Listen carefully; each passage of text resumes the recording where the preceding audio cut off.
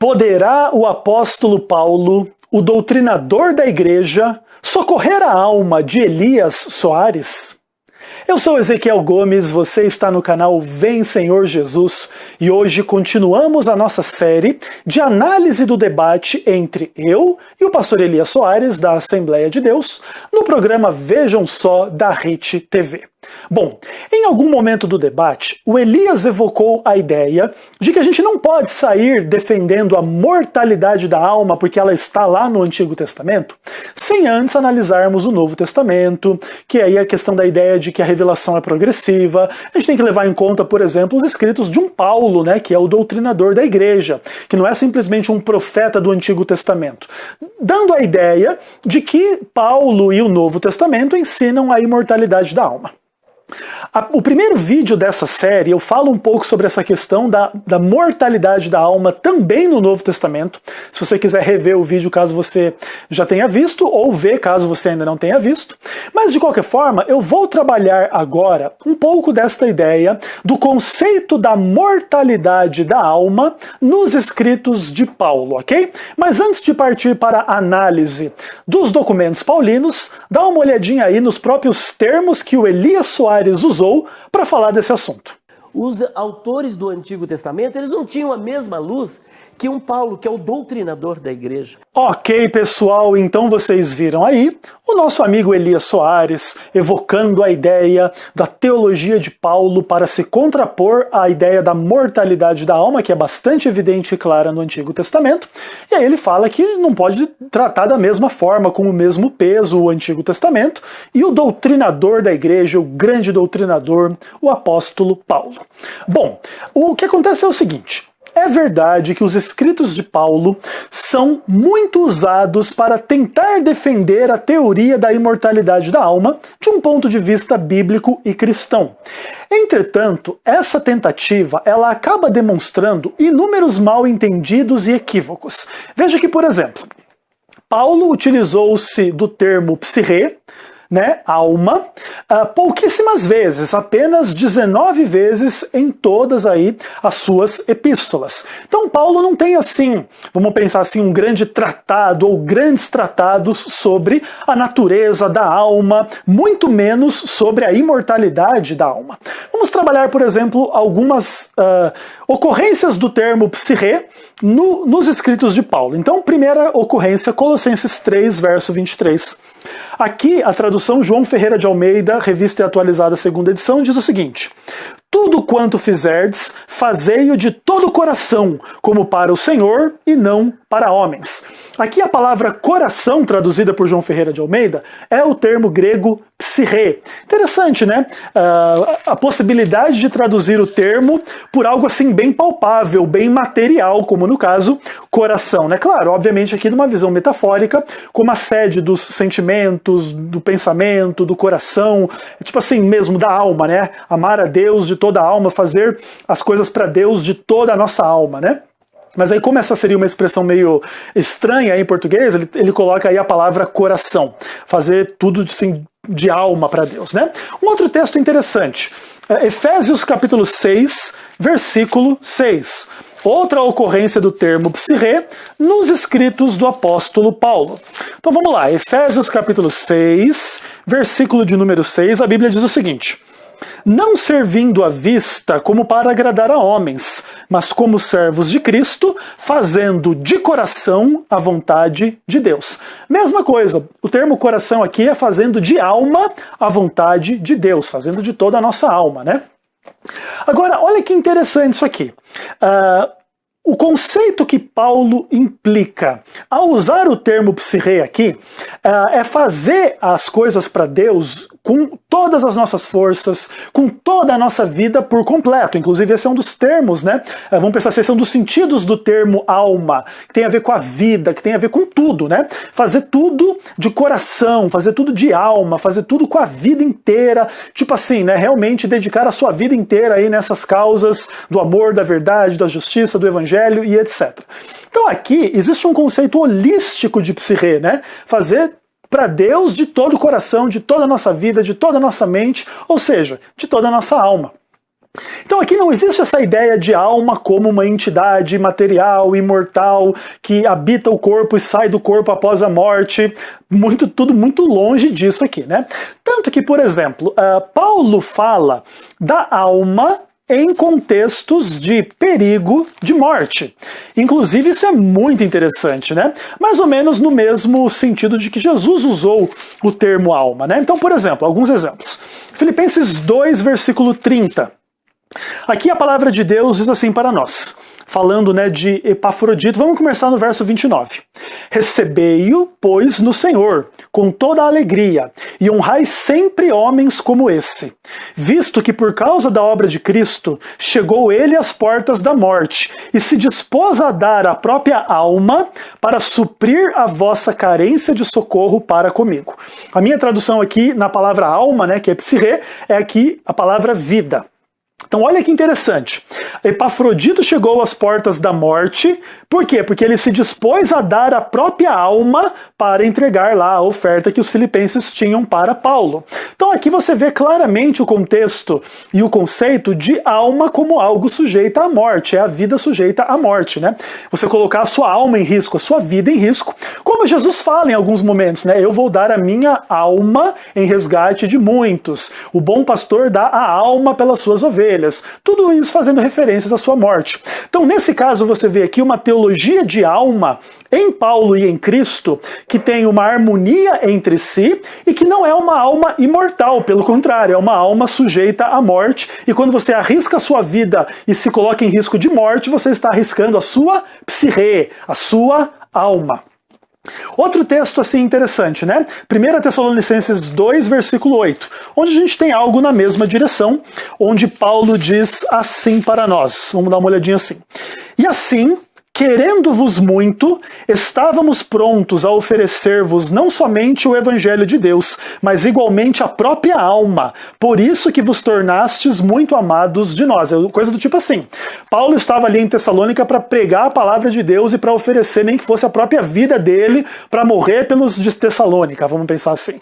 Até porque todos esses contextos de viagens e etc., naquele momento, naquela região, eram perigosos. Paulo estava sempre em risco de morte, no meio de ladrões. Inclusive ele vai relatar isso em outros momentos do Evangelho, né? Perigo entre todo mundo, entre falsos irmãos, entre patrícios, entre gentios, entre judeus, e inúmeras situações. Então olha como que Paulo descreve isso, né? A disposição de dar a própria alma em favor dos de Tessalônica. Mesmo contexto, de dar a vida, de morrer, então aí a expressão é dar a alma. Então não existe a ideia de alma imortal nos escritos de Paulo, claramente nós estamos vendo isso aqui. Além de tudo isso, uma coisa importante para vocês entenderem é 1 Timóteo capítulo 6, verso 16, que inclusive é praticamente um dos únicos textos bíblicos que falam de imortalidade, onde o próprio Paulo é que escreve, e ele escreve que Deus é o único que possui imortalidade. Então seria totalmente incoerente da parte de Paulo dizer que cada ser humano tem uma alma imortal, mas Deus é o único que tem imortalidade. Como assim? Não é por aí. Então essa ideia toda de alma imortal está bastante distante do pensamento de Paulo. Uma outra coisa importante, é absolutamente evidente que a teologia de Paulo não implica uma antropologia dualista, imortalista, grega, até porque Paulo era judeu e ele trabalha dentro de um paradigma de pensamento hebreu.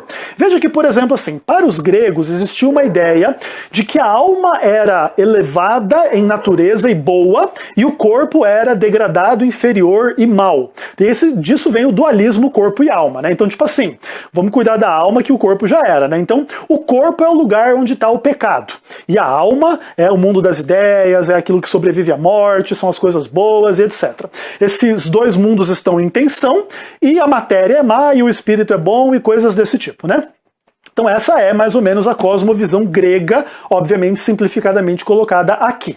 Agora, o pensamento hebraico é bastante diferente desse, porque é que Deus criou os seres humanos corporais lá na criação e era muito bom, e o que é mal é o pecado, não o corpo, né? E a gente é uma entidade completa, de corpo com fôlego de vida, cujo resultado final é a alma, né? A alma é holística, vamos pensar assim que a gente fala.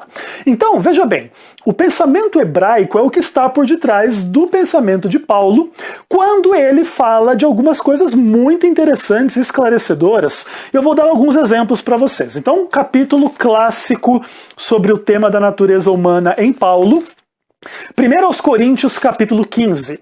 E ali se fala de uma questão que coloca a antropologia de Paulo em contraposição à antropologia grega. E isso é importante para a gente entender que o pensamento de Paulo é um pensamento hebraico e não grego. Então veja bem, 1 aos Coríntios, capítulo 15, verso 44 e 46, Paulo escreve o seguinte. Então ele diz assim: semeia-se corpo natural, ressuscita corpo espiritual. Se há corpo natural, também há corpo espiritual. Aí o 46, mas não é primeiro o espiritual, e sim o natural, depois o espiritual. Aqui está o conceito de corpo espiritual, que vai existir após a ressurreição. É o corpo glorificado, é o corpo imortal, daquele que vai ter a vida eterna. Obviamente que essa é uma eternidade condicionada à obediência a Deus, como Adão e Eva lá no paraíso, vamos pensar assim, e como os anjos, que enquanto forem obedientes a Deus, vão ter a vida eterna, porque estão ligados a Deus e Deus tem a imortalidade, então Deus sustenta a vida deles de forma imorredoura, vamos pensar assim. Agora, veja bem, Paulo fala de um contexto de corpo espiritual, que é o quê? Um escândalo e uma blasfêmia e uma heresia para o pensamento grego. O pensamento grego, inclusive, tinha muita dificuldade com o conceito de ressurreição. Porque se o corpo era mau e na morte a alma era libertada do corpo, essa ideia dessa alma boa voltar a esta prisão do corpo não era nada positiva na mentalidade grega.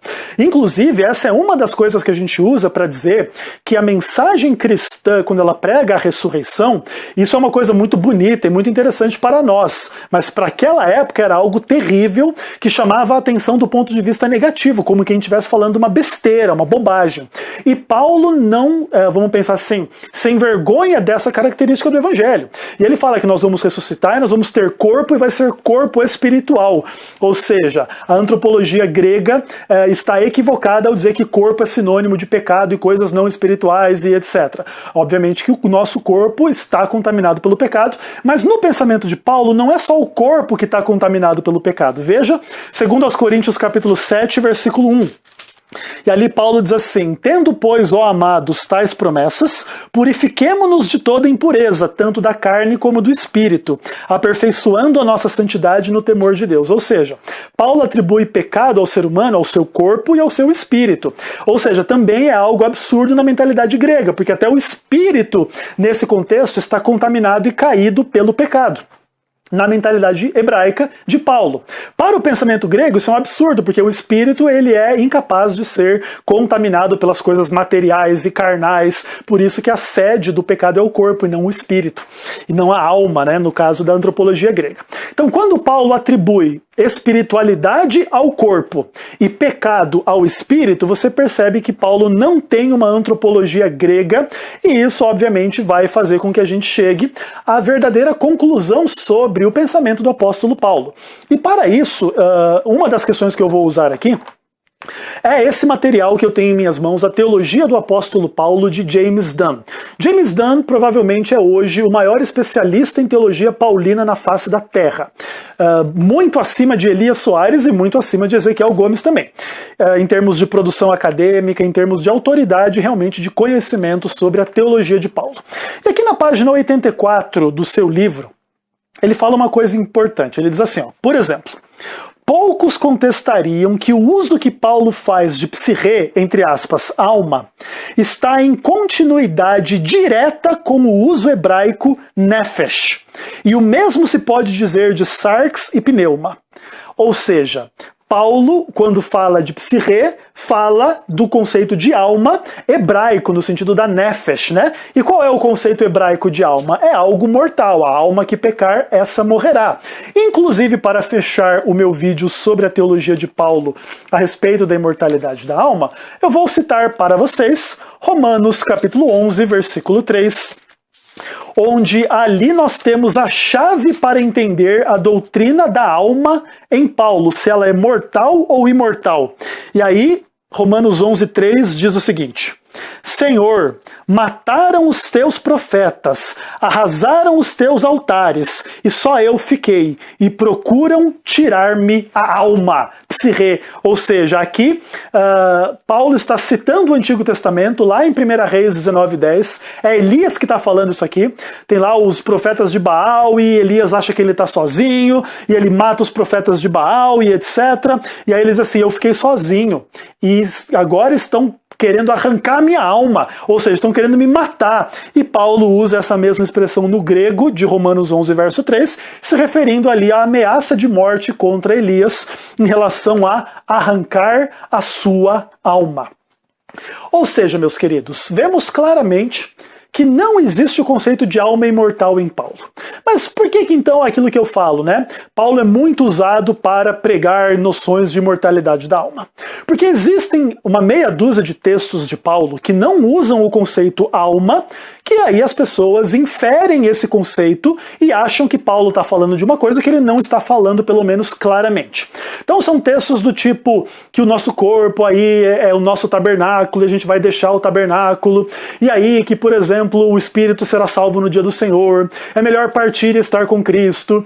Textos desse tipo são muito usados para pregar a doutrina da imortalidade da alma. Mas, mais uma vez, isso acontece dentro daquele padrão que a gente já identificou. Eles pegam textos que não falam do conceito de alma e querem inferir esse conceito, pressupor esse conceito, e aí enfiar esse conceito no texto de Paulo, onde ele não existe, para pregar a imortalidade da alma. É só assim que alguns estudiosos conseguem enxergar imortalidade da alma nos escritos de Paulo. De outra forma, quando você vai ver o uso que Paulo faz do vocabulário alma, psirê, você vê claramente um pensamento hebraico, a alma ameaçada de morte, a alma morrendo, como Jesus morreu e deu a sua vida, ou seja, a sua alma por nós, ou seja, não existe conceito de imortalidade da alma, nem sequer no pensamento do apóstolo Paulo. Portanto, nesse ponto, até para deixar enfatizada a questão do título do meu vídeo, né? O apóstolo Paulo, o grande doutrinador da igreja, não pode socorrer a alma de Elias Soares.